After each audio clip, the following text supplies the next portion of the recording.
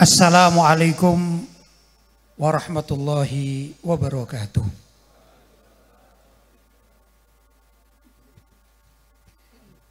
Alhamdulillah. Wassalatu wassalamu ala Rasulillah Sayyidina Muhammad ibn Abdillah wa ala alihi wa sahbihi wa man wala wa la hawla wa la quwwata illa billah. Amma ba'd. Hadratul mukarramin, ma'asyiral ulama al-fudhala, ma'asyiral asatidha al-kurama, bapak-bapak, ibu-ibu, hadirin hadirat yang dirahmati oleh Allah dan yang kita muliakan, sesepuh kita al-mukarram Kiai Haji Asy-Syaikh Abu Bakar Ba'asyir hafidhahullah, mudah-mudahan beliau senantiasa diberi kesehatan dan juga umur panjang fi taatillah. Sekaligus juga kepada kedua putra beliau, Syekh Rosid Ba'asyir dan Syekh Abdurrahman Ba'asyir, serta para masyayikh, ada Syekh Najib, Labib Najib, rahmatullah alaikum jami'an, dan juga para wali santri, dan tak lupa para santri dan santriwati pesantren Salman Al-Farisi. Mudah-mudahan kita mendapatkan berkah dari Allah Subhanahu wa taala. Mudah-mudahan pertemuan kita dijadikan pertemuan yang mubarakah. Pertemuan yang mengantarkan kita kelak masuk surga bersama junjungan kita Nabi besar Muhammad sallallahu alaihi wasallam. Bapak-bapak, ibu-ibu, hadirin dan hadirat, saya sekarang berada di kota Sulu atau kurang lebih Sulu Raya ya. Ya tentu ada perbedaan kultur dengan saya orang Malang ya. Karena saya ini Arema asli, jadi nanti kalau apa yang saya sampaikan ini baunya bau Arema, mohon maaf sebesar-besarnya.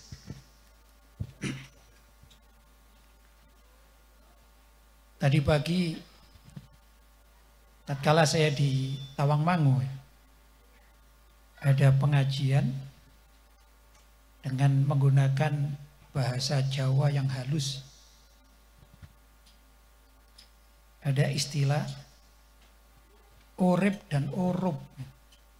Kalau urip saya paham, urup baru dengar sekarang ini. Apa urup? Saya tidak ngerti saya urup. Jadi ya ada kultur yang berbeda.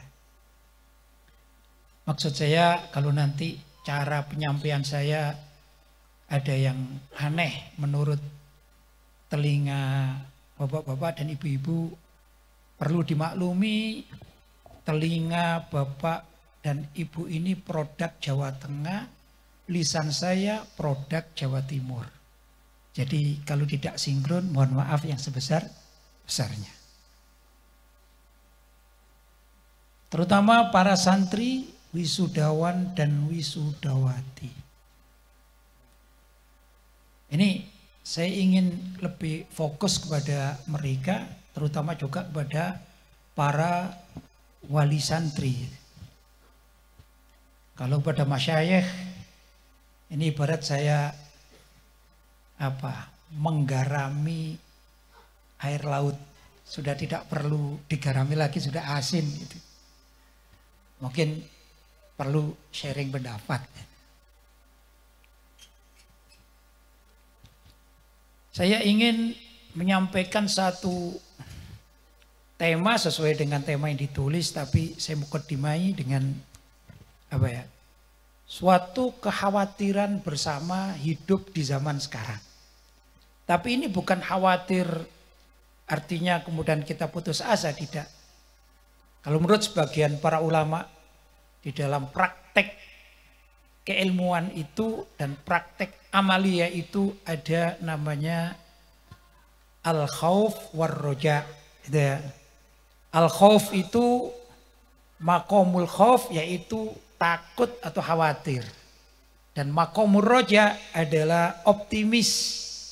Dan kita selalu berharap yang terbaik. Ada satu syair yang ingin saya sampaikan.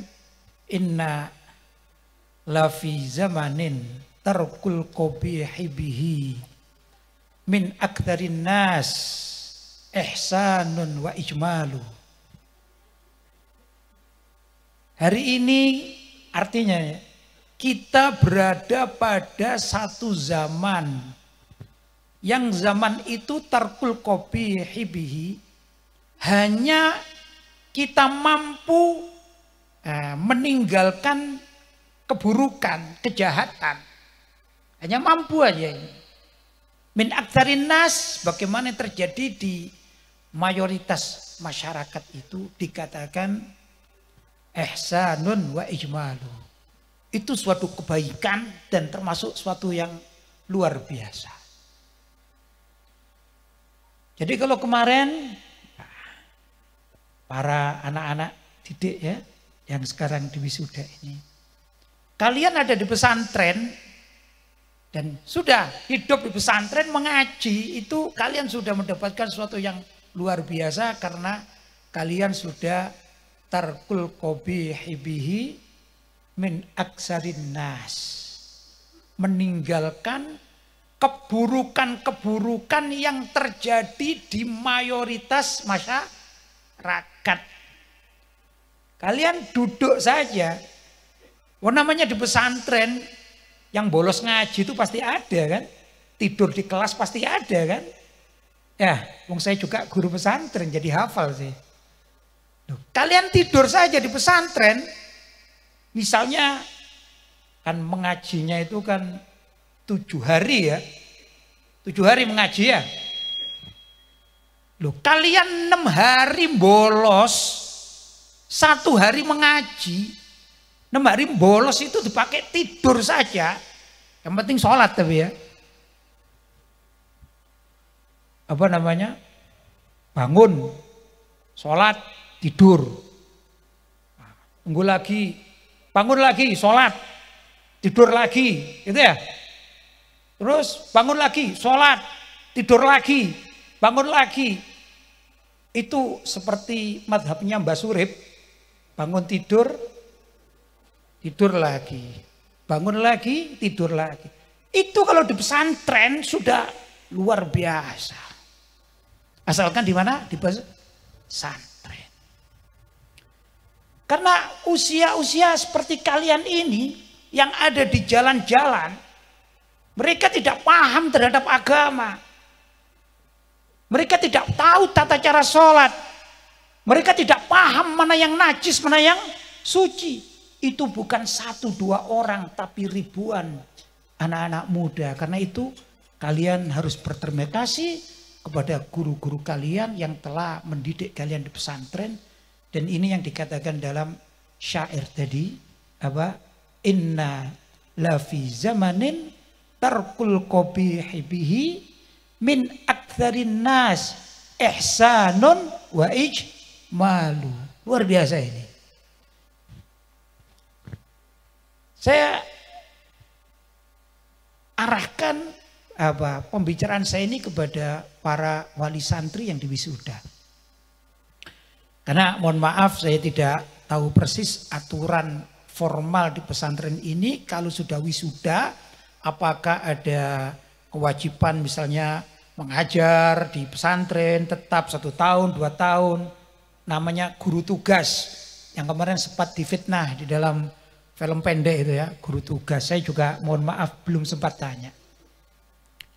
Tapi andai kata tidak, maka bapak-bapak, ibu-ibu wali santri lah yang berkewajiban untuk melanjutkan ya, agar anak-anak bapak-bapak dan ibu-ibu itu tidak sampai terjerumus kepada zaman yang dimana yang mentarkul qabih, hanya meninggalkan keburukan saja itu ihsanun, sudah dianggap baik. Begitu. Artinya jangan sampai anak-anak ini kemudian menjadi orang yang liar. Naudzubillah min dzalik. Ini dari khauf ya, maqamul khauf. Hanya kekhawatiran-kekhawatiran. Kenapa demikian? Saya alhamdulillah tahadutsan bin ni'mah, saya ini suka membaca. Apa saja saya baca. Apalagi sekarang saya dibukakan Facebook, Instagram sama murid-murid, ya saya yang ada di beranda saya baca itu aja. Ya ada yang baik, ada yang tidak baik. Tapi bukan berarti saya mencari yang tidak baik, cuman kepingin tahu apa sih kehidupan kan gitu. Ternyata ada seorang, ini saya mohon maaf saya baca, seorang wanita dulunya tuh qori'ah. Qori'ah, ahlul Quran. Subhanallah ya. Tamatan pesantren.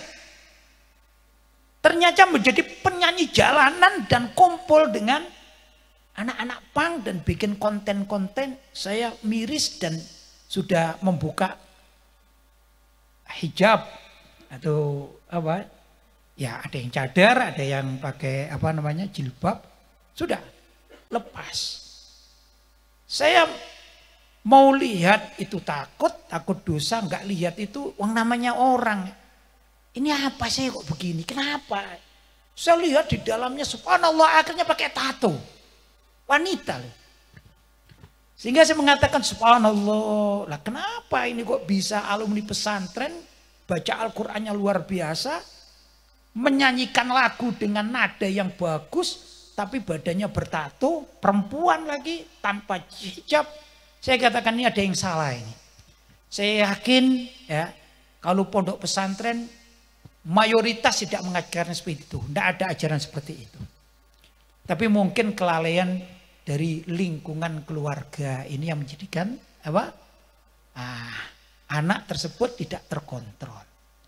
Karena itu saya sampaikan kepada para wali santri, karena juga saya punya pesantren jadi sering berinteraksi dengan para wali santri. Ayo anak-anak kita dijaga.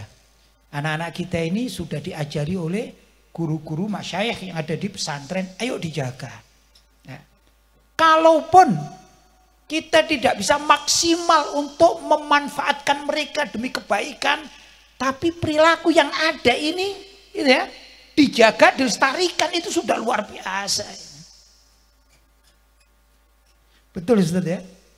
Pernah terjadi di beberapa tempat begini. Ini kadang-kadang saya pun yang sebagai pengasuh pesantren ini miris melihat zaman sekarang. Bapak-bapak dan ibu-ibu di samping itu terkait akhlak, moralitas, dan berapa banyak pejabat-pejabat di negara kita ini yang alumni pesantren, bahkan masih keluarga pengasuh pesantren, begitu jadi pejabat jadi koruptor. Dari mana ini? Tidak ada di pesantren diajari korupsi, ada? Nggak ada. Ada kitabnya sunnah korupsi, ada? Nggak ada. Malah korupsi potong tangan. Tapi kenapa setelah jadi pejabat nggak takut untuk korupsi? Dan ini real terjadi di masyarakat. Nah inilah saya anggap peran dari para wali santri tatkala mereka ini anak-anak kita pulang itu sangat dominan, yaitu peran para wali santri. Sekarang usia anak-anak kita ini paling tidak ya sekitar 20 lah, sebut gitu ya, kanan kiri 20. Suatu saat mereka jadi bupati, sebut saja begitu. Dari bupati itu rata-rata usia 40 tahun ke atas. Ada fatrah, waktu luang antara mereka keluar dari pesantren, yang di pesantren umumnya, saya tidak tahu juga di sini belum tanya, umumnya 6 tahun, umumnya, ya, umumnya.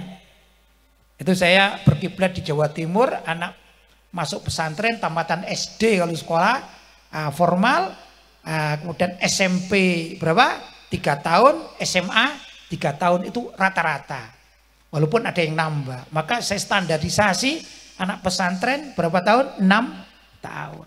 6 tahun belajar di pesantren menjadi bagus, bahkan di wisuda, bahkan ada yang namanya juara dan segala macam. Kemudian untuk menjadi seorang pejabat publik di negeri ini membutuhkan waktu sekitar usia 40 tahun ke atas. Berarti ada 20 tahun ikut wali santri dan juga ikut masyarakat, ikut lingkungan. Kalau ada alumni suatu pesantren tiba-tiba menjadi ya kita katakan penjahat lah gitu ya. Kira-kira ini yang salah masyarakatnya, orang tuanya atau pesantrennya. Tapi lagi-lagi kadang-kadang pesantren mendapat tuduhan, alumni mana? Alumni mana dia ini? Padahal pesantren mengantarkan dengan suatu yang luar biasa. Jadi disebutkan juga mengharapkan dari minimal pesantren Salman Al-Farisi mengharapkan agar santri-santrinya, alumni-alumninya itu kalau mau jadi tentara, jadilah tentara yang beriman. Kan begitu tadi ya. Kalau mau jadi bupati, jadilah bupati yang beriman. Kalau mau jadi gubernur, jadilah gubernur yang beriman. Kalau mau jadi presiden, ayo sekarang kita maju jadi presiden, tapi yang beriman. Itu wasiat dari pesantren. Di mana-mana pesantren ya begitu rata-rata. Tapi kalau ada misalnya salah satu dari alumni pesantren tiba-tiba berbuat sesuatu yang tidak layak, pertama pesantrennya namanya rusak. Alumni mana? Salman Al-Farisi. Apa? Koruptor. Kenapa? Di penjara. Kenapa? Itu diborgol. Alumni mana? Alma mater yang kena. Begitu. Ini perlu kita jaga marwah pesantren yang kita cintai. Harusnya kita semua termasuk khususnya para wali santri, gimana kita mengemas anak-anak kita setelah pulang dari pesantren sampai mereka menjadi orang-orang bahkan tokoh-tokoh public figure harus betul-betul termonitori. Begitu bapak-bapak dan ibu-ibu. Kemudian saya juga dari segi makomul khauf ya, saya ingin menjadi yang kedua makomur roja, yaitu pengharapan yang optimis. Di pesantren saya ini ada 2 kelompok santri. Ada santri yang mengaji sambil sekolah formal. SMP, SMA, itu sekolah formal. Saya izini juga. Tapi ada santri yang memang masuk itu nggak mau sekolah. Macam-macam alasannya. Mulai dari alasan yang logis, artinya agamis. Saya kepingin jadi ustadz, kasarnya begitu, namanya anak masih awal ya. Loh kamu kenapa? Nggak mau sekolah formal. Saya kepingin jadi ustadz, gitu ya. Kepingin jadi dai, tujuannya kan baik. Jadi kamu nggak sekolah, saya kepingin konsentrasi belajar agama. Itu ada juga. Ada 2 kelompok.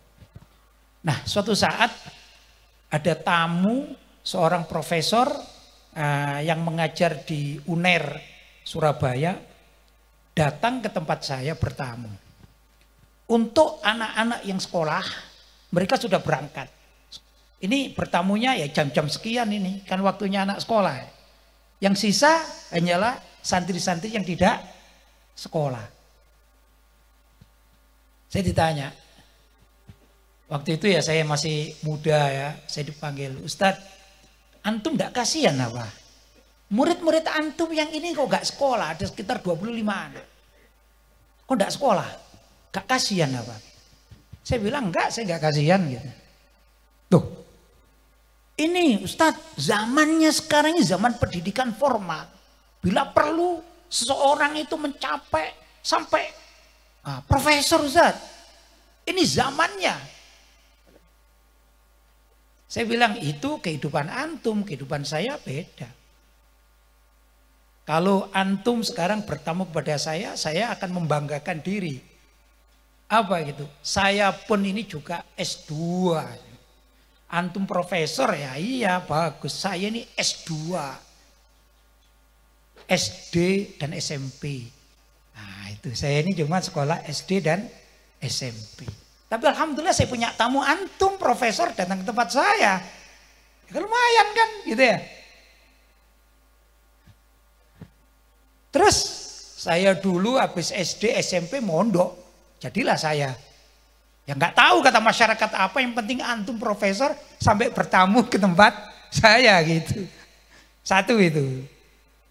Ini adik-adik ya, anak-anak ya. Yang kedua saya mau tanya, Prof. Antum sudah mencetak apa? Mencetak apa dalam pendidikan antum itu? Kata beliau, alhamdulillah banyak pegawai-pegawai. Pokoknya diceritakan. Di antara ini saya tanya gini, baik Pak Prof, murid-murid antum itu ada ndak yang masuk di pabrik misalnya gitu ya? Entah itu jadi direktur, mungkin jadi apa ya, pegawai. Jadi, banyak. Baik Pak Prof, antum contohkan. Kira-kira perusahaan mana yang menerima murid-murid antum, perusahaan mana? Ya, ini perusahaannya lama saya lupa disebutkan. Sebut aja misalnya Astra gitu ya. Ini perusahaan Astra. Murid saya banyak di situ. Di Indonesia kan? Ya di Indonesia. Baik Pak Prof, saya mau tanya. Perusahaannya ini banyak mayoritas umat Islamnya enggak? Oh ya luar biasa. Mereka bekerja dan mereka mayoritas umat Islam. Kenapa Ustaz? Saya tanya, di perusahaan pabrik itu apa ya? Apa tadi Astra itu ada masjidnya enggak? Ya ada Ustaz. Ini saya pernah ke sana, masjidnya besar, bahkan Jumatan pun di situ katanya. Baik Pak Prof, terima kasih. Antum mencetak pegawai-pegawai perusahaan, saya mencetak khotib-khotib masjid. Hebat mana? Murid antum dinasihati oleh murid saya. Walaupun saya cuman S2. Masuk akal, rasional. Ya sudah selesai. Antum punya pekerjaan, saya punya pekerjaan. Nah itulah anak-anakku ya. Jadi jangan khawatir hidup dengan membawa alma mater pesantren. Suatu saat kalian bisa menasihati profesor. Ya walaupun sampean antum ini, anak-anak ini belum tentu mempunyai pangkat yang demikian rupa. Di sini saya tidak mendiskreditkan profesor, tidak. Karena murid saya juga yang jadi profesor banyak. Ya, walaupun saya cuman S2, SD, SMP kan gitu. Maksud saya begini bapak-bapak dan terutama anak-anak ya. Kita ini kalau hidup di masyarakat dengan suatu hal yang baik gitu ya. Tidak perlu juga yang makomul khauf terlalu terlalu ditekankan sampai ketakutan, sedangkan makomul rojaknya terlepaskan. Ya, tapi kalau kita makomul rojak ini terlepaskan atau terlalu, kita tidak ada takutnya, naudzubillah min dzalik, akhirnya lingkungan kita akan menggilas kita semuanya. Begitu ya. Maka balance antara dua makom ini, makomul khauf, rasa khawatir, maka kita mohon ampunan kepada Allah, mohon perlindungan kepada Allah, doa-doa kita setiap saat, begitu ya. Di samping kita akan menitih karir kita setinggi manapun dengan makomur roja, pengharapan-pengharapan yang optimis. Begitu. Ya mudah-mudahan saja kelak ada salah satu dari yang di wisuda ini minimal jadi presiden lah. Ya. Kalau enggak jadi presiden, jadi wakil presiden. Kalau enggak ya jadi gubernur. Kalau enggak wakil gubernur gitu ya. Atau bupati. Kalau enggak wakil bupati. Kalau enggak ya camat atau wakil camat gitu ya. Kalau enggak ya RT atau wakil RT. Paling tidak jadi penonton yang baik lah. Betul? Pendukung kebaikan, pendukung ini yang kita harapkan. Kalau semua pendukung dari kebijaksanaan atau kebijakan pemerintah yang baik, itu pendukungnya seluruh Indonesia baik semuanya. Maksudnya baik itu nggak mau kalau ditipu, nggak mau orang baik. Ya enggak? Ya berani bicara. Ya insya Allah kalau ada pemimpin yang dolim nggak punya teman. Kalau nggak punya teman mau berbuat apa? Ngajak menteri, menterinya nggak mau karena menterinya baik. Kan begitu. Ini harapan kita. Jadi kita mulai dari dasar sampai ke atas. Bila perlu ini mudah-mudahan bisa dikuasai oleh insan pesantren dan para pecinta-pecinta pesantren. Untuk apa? Meraih negara yang baldatun thayyibatun wa rabbun ghafur. Itu bisa kalau seluruh pesantren di Indonesia mau dengan sadar, bergerak dengan baik, dengan adab sopan santun, dengan ilmu yang mumpuni, insya Allah Allah akan membuka banyak hal seperti kejadian-kejadian di masa-masa lampau. Ya ikhwan, saya juga ingat bagaimana Nabi Muhammad SAW mendidik umat. Saya sebutkan salah satu sahabat yang masih muda yaitu sahabat Mus'ab bin Umair. Beliau dididik oleh Nabi mulai di Mekah, kemudian tatkala Nabi hijrah beliau ikut hijrah, kemudian aktif di Ahlus Suffah ya, atau Suffatul Masjid. Ahlus Suffah itu beranda masjid. Kalau saya menamakan pesantren tertua di dunia ini adalah pesantren Ahlus Suffah. Itu kalau istilah saya. Siapa mudirnya? Langsung Nabi Muhammad Sallallahu Alaihi Wasallam. Siapa murid-muridnya? Nah, yang sangat luar biasa adalah perawi hadis terbanyak antara lain. Siapa? Sayyidina Abu Hurairah. Siapa pejuang yang sangat luar biasa? Ini namanya disebut.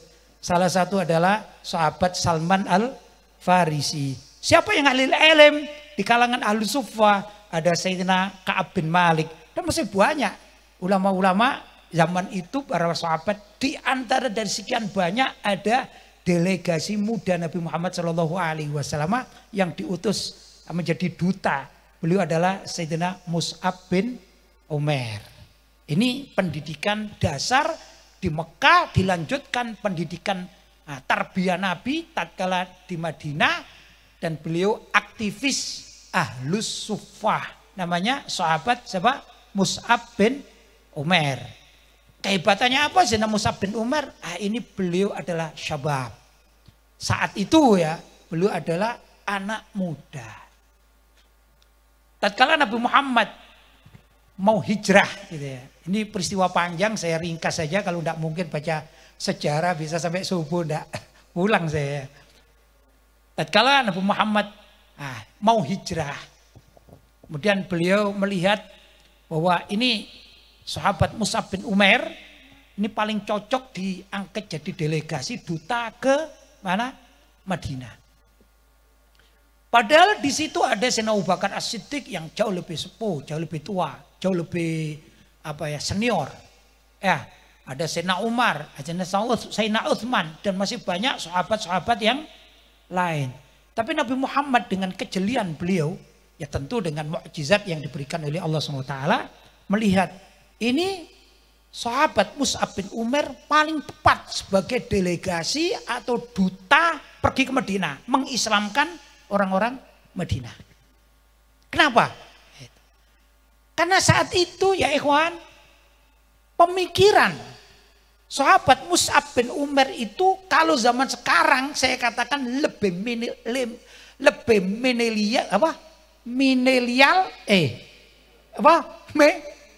ini lisan tua sudah ini. Milenial ya. Lebih milenial dibandingkan dengan sahabat-sahabat yang lain. Begitu.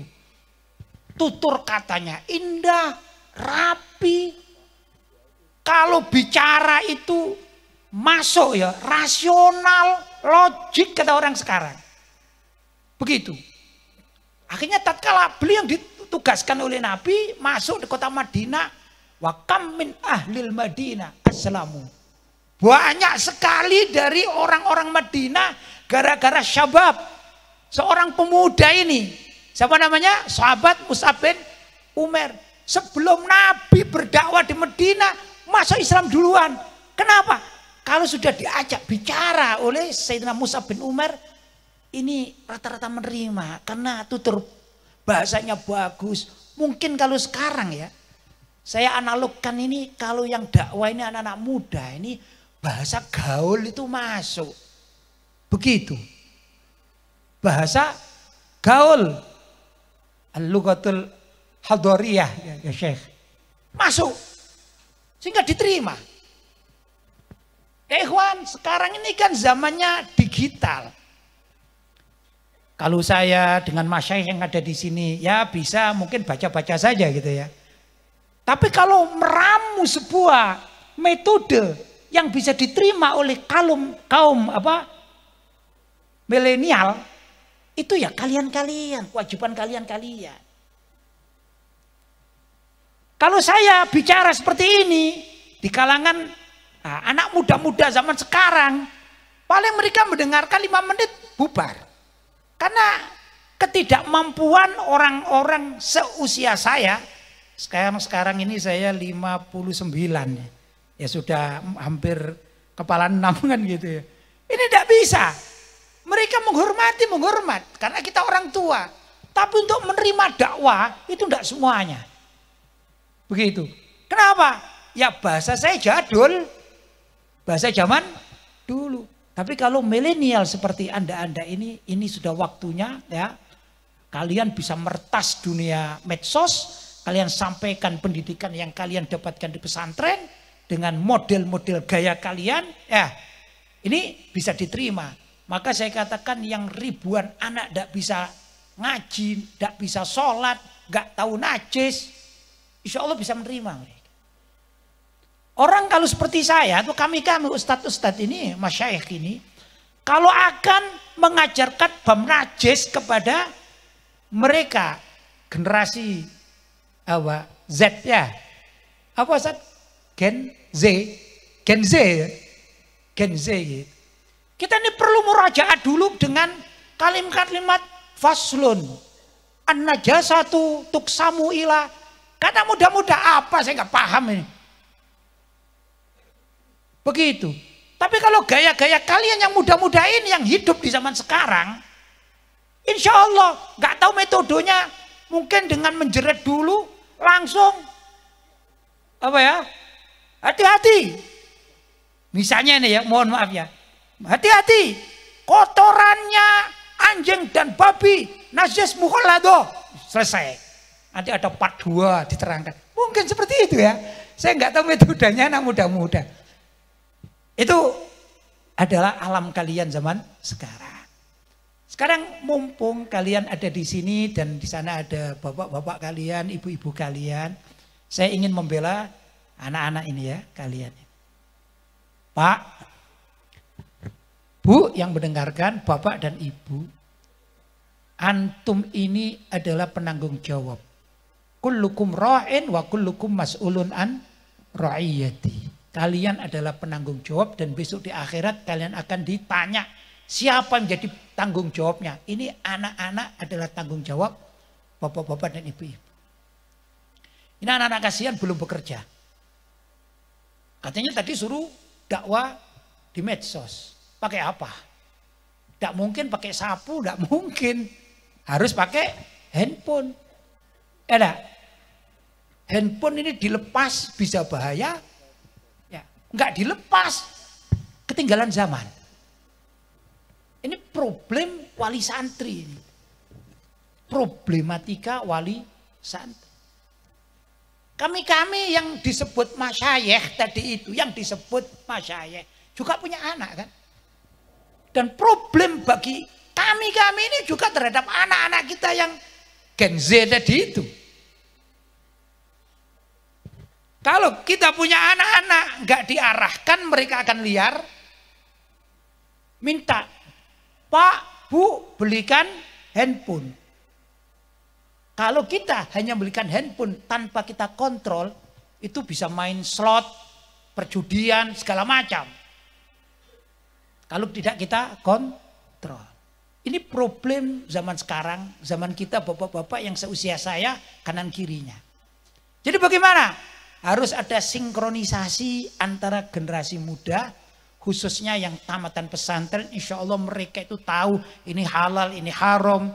Sedangkan bapak-bapak dan ibu-ibu menyediakan fasilitas-fasilitas untuk dakwah mereka. Boleh misalnya dengan komputer, kemudian dipasangkan wifi dan segala macam. Yang kemarin-kemarin bapak-bapak dan ibu-ibu tidak memikirkan itu, sekarang perlu dipikirkan. Anak-anakku sudah selesai dari pesantren dan mereka diamanati oleh guru-gurunya. Ayo lanjutkan, yang mau berdakwah berdakwah, yang melanjutkan pendidikan. Tinggal kita sebagai orang tua mau diapakan ini? Apa kita fasilitasi apa tidak? Kalau kita tidak memfasilitasi, mereka cari sendiri di luar rumah. Kalau mereka mencari di luar rumah ada dua kemungkinan. Mendapatkan lingkungan yang baik dan naudzubillah kalau mendapatkan lingkungan yang buruk. Ini PR bagi kita orang tua ya. Adapun ustadz, mudarris, muallim yang ada di pesantren, mereka tidak terlalu bisa kita libatkan lagi. Kenapa? Karena adik kelasnya membutuhkan juga pendidikan seperti anak-anak yang wisuda sekarang. Estafet di pondok ini. Ini selesai. Maka tanggung jawab adalah kepada keluarga masing-masing. Saya sampaikan demikian. Sayyidina Mus'ab bin Umair ya, difasilitasi oleh Nabi Muhammad SAW. Beliau anaknya orang kaya tatkala di Mekah. Dan pakaiannya saat itu adalah pakaian yang paling rapi di kalangan anak-anak muda di kota Mekah. Yang saya baca, kalau saya terapkan zaman sekarang ya, di rumahnya, ini kan saya terapkan gambaran kita zaman sekarang ya, di rumahnya itu ada kamar khusus miliknya Sayyidina Mus'ab bin Umair. Yang gambarannya itu kalau zaman sekarang, di kamarnya ada kulkasnya, ada TV-nya, ada AC-nya. Kenapa? Beliau anak tunggal. Dan bisa dikatakan zaman sekarang namanya anak mama. Anak mama. Semuanya difasilitasi oleh ibunya pada khususnya. Tapi Allah memberikan hidayah kepada Sayyidina Mus'ab bin Umair. Suatu saat beliau berjalan-jalan, kok ada orang kumpul-kumpul itu ya gitu. Ada istimewa, ada salah satu sahabat rumahnya kok banyak sandalnya, ini apa ya? Mungkin gambaran kita begitu ya. Kok banyak sandalnya apa ya? Lama-lama Sayyidina Mus'ab bin Umair ini mencuri dengar. Oh, di situ ternyata Nabi Muhammad dengan sahabat-sahabatnya sedang mengaji. Begitu kurang lebih ya. Saya tidak bisa cerita persis dengan sejarah karena nanti nggak sinkron dengan kehidupan sekarang ini ya. Saya aktualisasi gitu ya. Ringkas cerita akhirnya beliau sembunyi-sembunyi masuk Islam. Begitu. Setelah masuk Islam ceritanya panjang, ketahuan ibunya. Semula sembunyi-sembunyi akhirnya ketahuan ibunya marah. Ibunya marah dan ringkas cerita ibunya itu mengatakan, "Hei Mus'ab, kalau kamu tidak kembali kepada agama nenek moyangmu, maka semua fasilitas aku cabut. Pilih siapa? Pilih Muhammad atau pilih aku?" Ditanya panjang sebenarnya. Tapi saya tidak mau cerita konkret. Mungkin yang bisa main di Google bisa Google klik aja riwayat Mus'ab bin Umair ada di sana. Paling tidak ya saya ringkas lah. Akhirnya ya ikhwan, Sayyidina Mus'ab bin Umair lebih milih Rasulullah, majelisnya Rasulullah daripada pulang ke rumahnya dengan segala macam kemewahan. Itu. Bahkan diriwayatkan tatkala beliau keluar dari rumah beliau menemukan satu kain.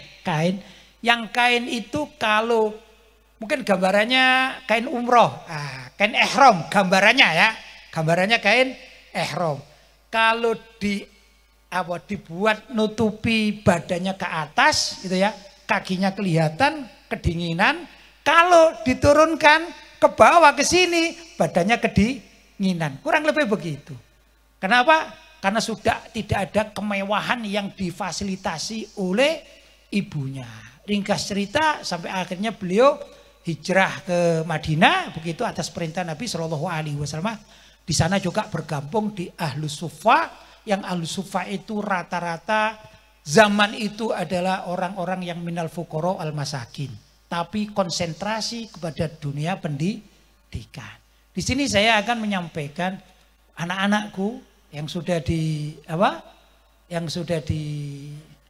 wisuda, bapak-bapak kalian, ya mungkin mohon maaf kalau ada yang ekonominya kurang, mohon maaf ya. Tapi saya lihat rata-rata datangnya juga bawa mobil, berarti ada fasilitas. Tinggal kalian memanfaatkan fasilitas, apakah kalian bisa bersaing dalam dakwah, dalam kemampuan, dalam berkhidmat kepada Islam dengan sahabat Mus'ab bin Umair di saat masa mudanya. Tergantung pada kalian masing-masing dan tergantung kepada para wali santri. Adakah para wali santri ini yang ingin menjadikan hartanya ya atau rezekinya ini untuk mendukung dakwah yang kelanjutan dari mondok di sini menjadi orang-orang yang luar biasa di dalam berkhidmat terhadap Islam atau tidak? Ini tergantung dari bapak-bapak dan ibu masing-masing. Karena di luar sana orang yang memerlukan masyarakat pesantren ini sangat banyak. Adik-adik, anak-anakku, jangan takut. Ya, saya nggak pernah mengajar, jangan takut. Ajari alif, ba, ta, sa, jim. Ya, kalau nggak bisa ngajar kitab, ajari. Masyarakat yang tidak tahu alif, ba, ta, sa, jim juga masih banyak. Ya, dakwah tidak kaku. Dakwah itu metode tidak kaku. Setiap para sahabat punya metode sendiri-sendiri. Padahal gurunya satu. Siapa? Rasulullah Shallallahu Alaihi Wasallam. Gitu ya. Katakan ikhtilaful manhaj ma fi syai'. Beda-beda manhaj ma fi syai'. Saya berteman dengan Syekhuna Al-Ustadz Abu Bakar Ba'asyir sudah cukup lama. Beliau punya manhaj sendiri, saya punya manhaj sendiri. Tapi ketemu ya berangkulan, tidak masalah. Begitu. Ya. Saya alhamdulillah tidak apa-apa saya katakan. Saya ini pernah ya sampai sekarang saya ini pengurus NU sih. Tapi sahabat-sahabat saya Muhammadiyah sangat banyak. Tidak masalah, manhajnya sendiri tidak apa-apa. Ya, tak pernah saya mencela Al-Mukarram Ustadz Abu Bakar Ba'asyir. Beliau mencela saya juga enggak. Yang penting berkawan dengan baik. Manhaj sendiri. Para sahabat itu begitu. Sayyidina Abu Bakar As-Siddiq itu kan murid utama Nabi. Itu beliau bersifat, berkarakter dan bermanhaj. Orang yang bijaksana, kalem. Begitu. Beda Sayyidina Umar bin Khattab. Siapa tidak kenal Sayyidina Umar bin Khattab? Beliau adalah murid Nabi, karakternya tegas. Bahkan saya katakan keras. Saya bangga mengatakan Sayyidina Umar itu keras. Karena beliau itu sesuai dengan sifat Al-Quran asyidda al-kufar. Asyidda itu bukan tegas. Asyidda, ayo coba lihat di kamus manapun. Asyidda namanya keras. Tidak apa-apa dalam kebenaran. Jangan takut, Bu. Nanti kan keras gimana, itu kan cuman tegas. Ya tegas. Tapi kalau tegas lembek, ya bukan Sayyidina Umar bin Khattab. Maka Sayyidina Umar bin Khattab seringkali menghunuskan pedang. Karena keras. Nah itulah Al-Quran sifatnya salah satunya. Maka saya katakan Sayyidina Abu Bakar As-Siddiq itu low profile. Nah, gitu ya, saya katakan low profile.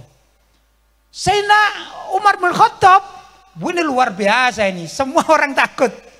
Dekat aja takut. Takut apa? Pedangnya yang keluar.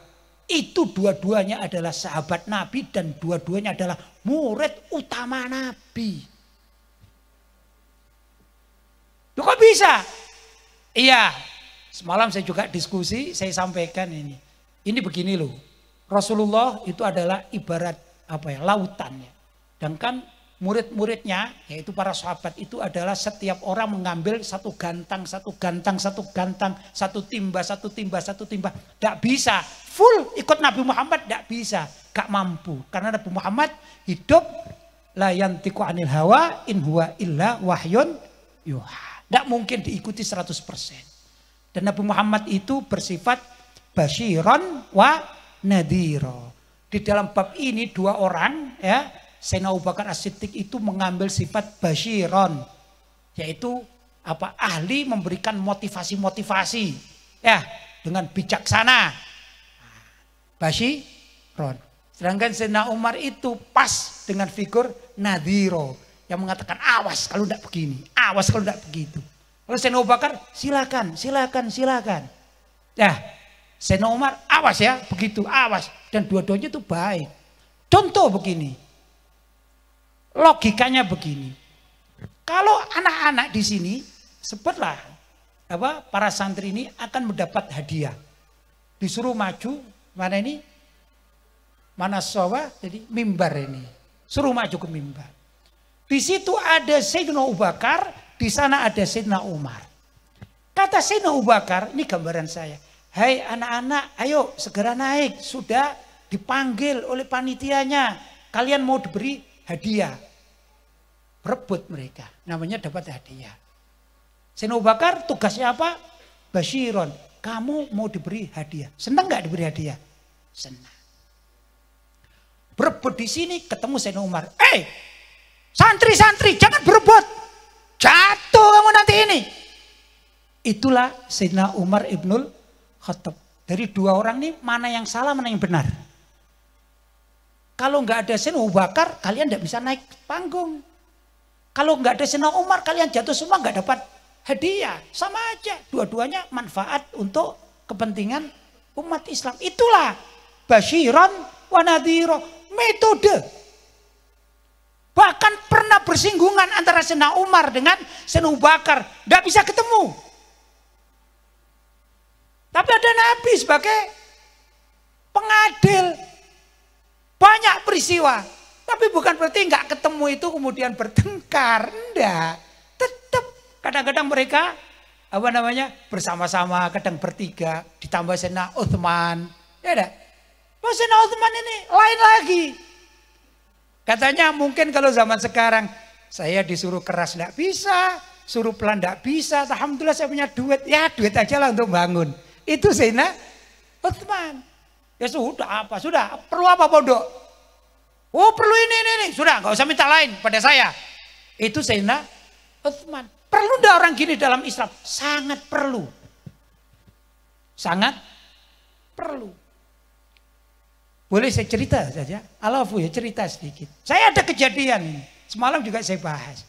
Saya alhamdulillah tahadutsan bin ni'mah. Saya ini senang menulis. Suka menulis. Mulai kelas 4, 5 itu saya sudah menulis.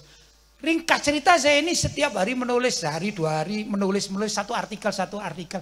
Dan terbukukan atau tersimpan mulai berapa 2009 sampai sekarang pun kemarin mau berangkat ke sini menulis Mas Yan saya. Suatu saat tulisan saya ini mau saya print. Kan zamannya ngeprint ya. Di print itu. Ternyata tidak ada satupun ahli print-printan dari apa namanya, apa ini, tukang-tukang print itu loh. Yang mampu ngeprint punya saya. Kemarin saya cerita ya. Saya marah sama anak yang saya tugasi, anak pondok, ustadz. Enggak, saya ini mau, enggak mampu. Enggak, sudah mau bayar berapa? Mau berapa juta? 10 juta. Saya print. Enggak apa-apa, saya bayar. Begitu ya. Jawabannya bukan masalah duit gitu. Apa jawabannya gini?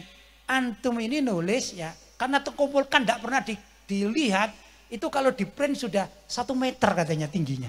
Saya bilang, ya masuk akal kalau nggak ada tukang print yang mau. Ya dah, bagaimana ngeprint 1 meter ini? Karya saya ini. Nah, kemudian setelah itu saya bukukan, ada yang agak besar sedikit, rata-rata satu bukunya 300 halaman ya. Itu ada 6 buku lah gitu. 6 buku.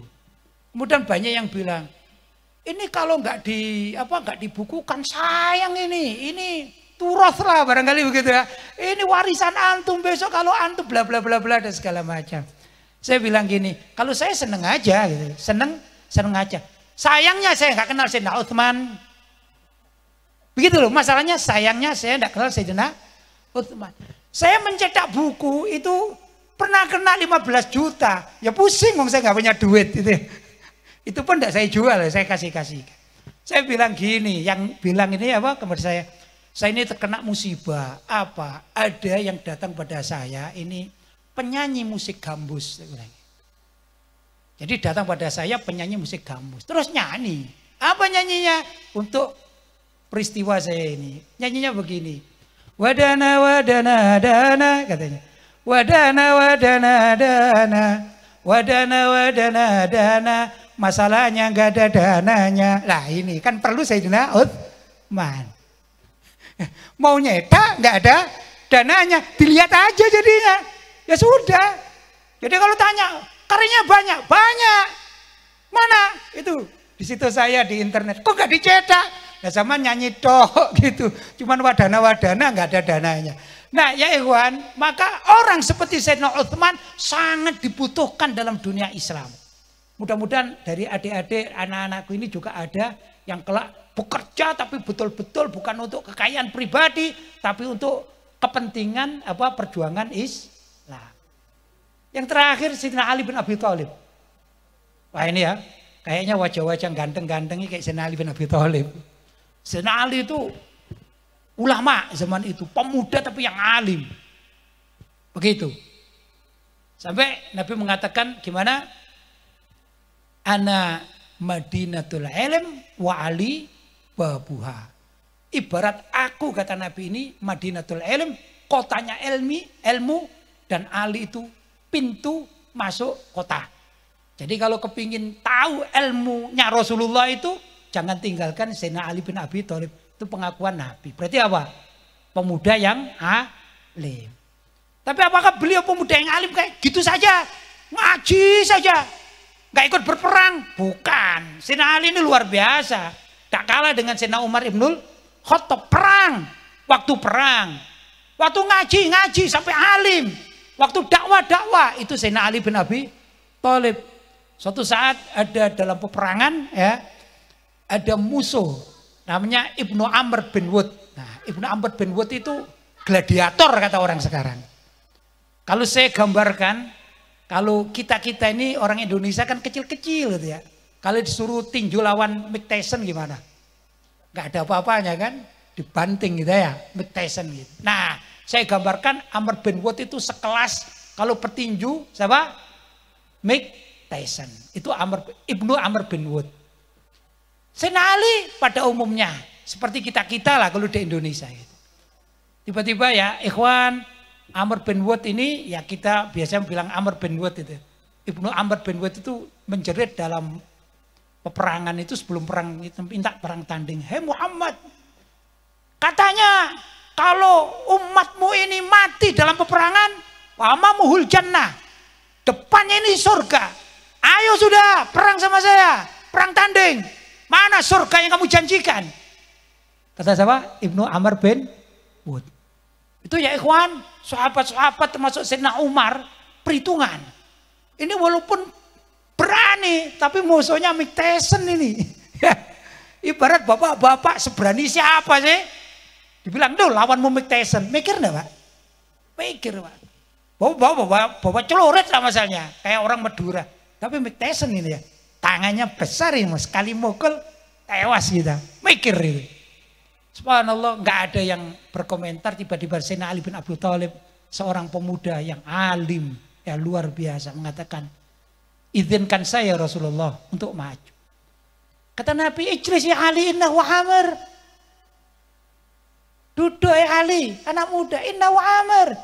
Ini Amr bin Wud. Bukan tandinganmu, kamu anak kecil masih mana muda. Konyol apa kalau bahasa saya gitu. Amr bin Wud lagi-lagi bicara, Muhammad mana janjimu? Katanya umatmu kalau perang mati langsung masuk surga. Mana surga yang kamu janjikan? Gak ada yang jawab kecuali Sayyidina Ali bin Abi Thalib. Ya Rasulullah, izinkan saya untuk maju. Ya Ali, innahu amr, ijlis. Kamu duduk. Sampai ketiga kali barulah Rasulullah Shallallahu Alaihi Wasallam dibuka hatinya oleh Allah. Sayyidina Ali disuruh berangkat perang, maju ke medan perang, tanding. Jadi kalau gambarannya dulu ya, naik kuda sampai bawa tombak gitu ya. Bawa tombak atau bawa pedang, sana juga begitu, kemudian perang tanding berdua. Namanya mubarozah. Pernah dengar ya? Namanya apa?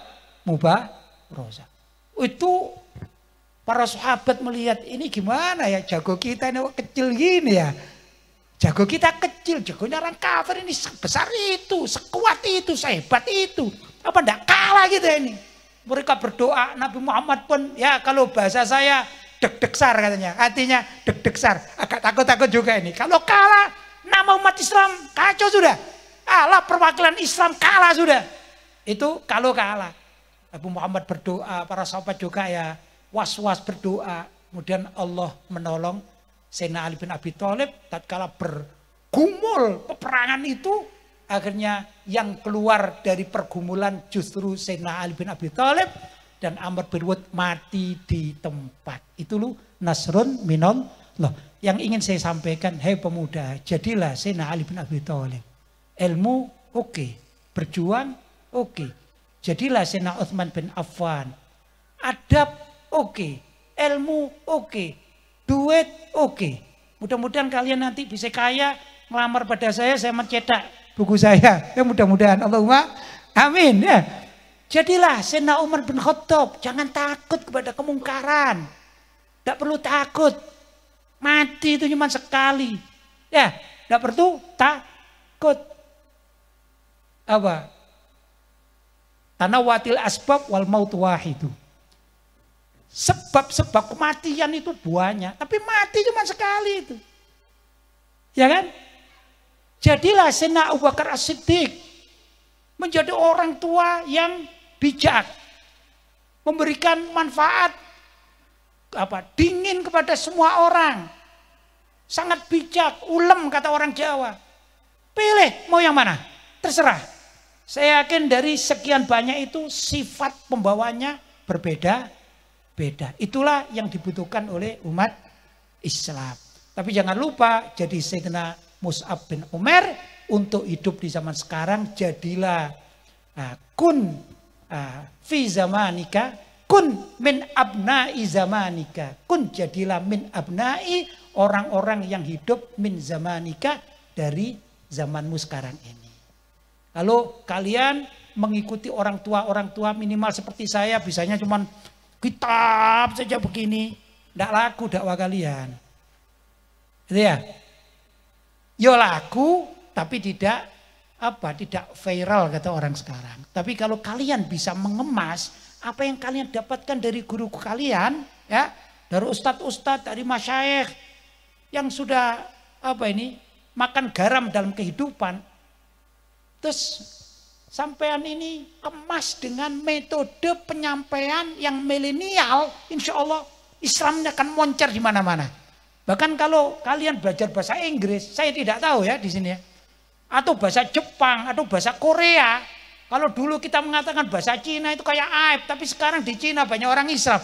Sampaikan Islam dengan bahasa mereka, dengan cara-cara yang terbaik, dengan Gen Z-nya itu. Jadikan ini adalah satu wadah atau satu fasilitas untuk mengislamkan dunia dengan usia kalian.